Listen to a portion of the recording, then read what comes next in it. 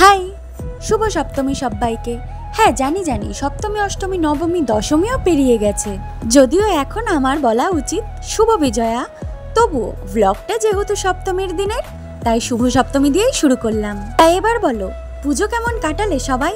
আমি তো মোটামুটি পুজোটা বেশ ভালোই কাটিয়েছি। তাহলে এবার ব্লগে ফিরে আসি। আমার সপ্তমীর দিনের শুরুটা হয়েছিল পার্সেল আনবক্সিং দিয়ে। মানে থুড়ি পার্সেল ঠিক নয়, পিআর আনবক্সিং বলতে পারো। সবাইকে দেখেছি পার্সেল আনবক্সিং কি স্মুথ ভাবে সুন্দর করে, আর এদিকে আমাকে দেখো একখানা মানুষ মারার ছুরি নিয়ে এসেছি পার্সেল আনবক্সিং করতে। আনবক্সিং করছি নাকি অপারেশন করছি ধরতেই পারবে না। তো এর মধ্যে ছিল 3টে প্রোডাক্ট, যেগুলো মেইনলি অ্যাকনে প্রন স্কিনের জন্যই ব্যবহৃত হয়, বাট এগুলো আমার কোনো কাজেই লাগবে না। তারপর আর কি, স্নান করে পুজোটা দিয়ে নিলাম। আর তারপর আরেকটা ডেলিভারি বয়ের ফোন আসে।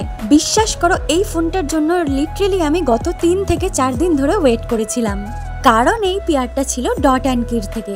আর কম বেশি সবার মতো আমারও ড্রিম ব্যান্ড ছিল এই ডট অ্যান্ড কি। তো ফাইনালি আজকে আমার সেই স্বপ্ন পূরণ হয়ে গেছে।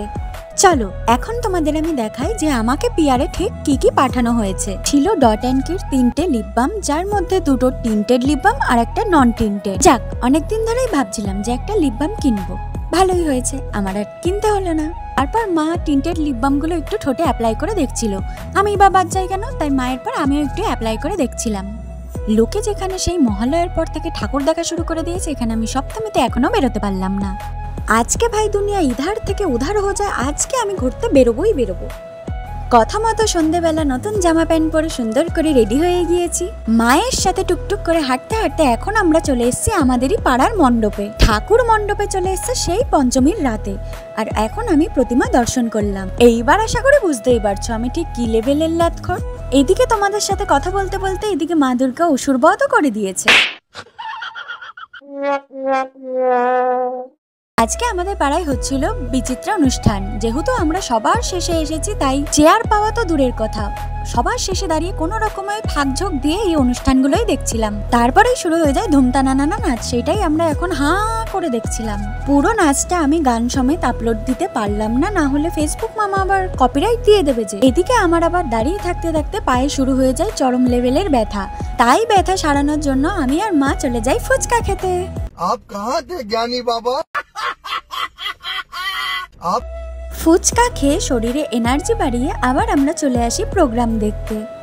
দেখি তো কতজন বলতে পারে এখন এইখানে কি গানে নাচ হচ্ছে। তোমরা গেস করতে থাকো, হ্যাঁ আমি একটু পরেই বলে দেব। যদি কেউ ঠিক গেস করতে পারো তাহলে আমার নামে চকলেট কিনে খেয়ে নিও। এইবার তাহলে বলে দিই কোন গানটা হচ্ছিল। जो चिट्ठी आती है मुझे तड़पाती है कि घर कब आओगे, लिखो कब आओगे कि तुम बिन ये घर सोना है। না মানে শুধু জাস্ট ভিড়টা দেখো, কি লেভেলের ভিড় ভাই। মানুষ ধরে রাখতে চাইলে কিন্তু একটু প্রোগ্রামই যথেষ্ট। তারপর আমি আর বাবা মাকে টাটা বাই বাই করে চলে যাই একটুখানি আশেপাশে ঠাকুরগুলো দেখতে। বেশি না, মাত্র 4 থেকে 5টা ঠাকুর দেখেছিলাম। আজকেই যদি সবগুলো ঠাকুর দেখে নিই তাহলে বাকি 3টে দিন কি করব। তাই আজকে এইটুকুই, এখন চলে যাচ্ছি আমি বাড়িতে। আর পরের দিন যেহেতু ছিল অষ্টমী, অঞ্জলি তো দিতে হবে তাই না, তাই সকাল সকাল উঠতেও হবে। তাই আজকে একদমই বেশি রাত করা যাবে না। আজকে তাহলে এইটুকুই। ভালো লাগলে লাইক কমেন্ট শেয়ার করে দিও আর পেজটাকে ফলো করে দিও। দেখা হচ্ছে তোমাদের সঙ্গে অষ্টমীর ব্লগে। টাটা।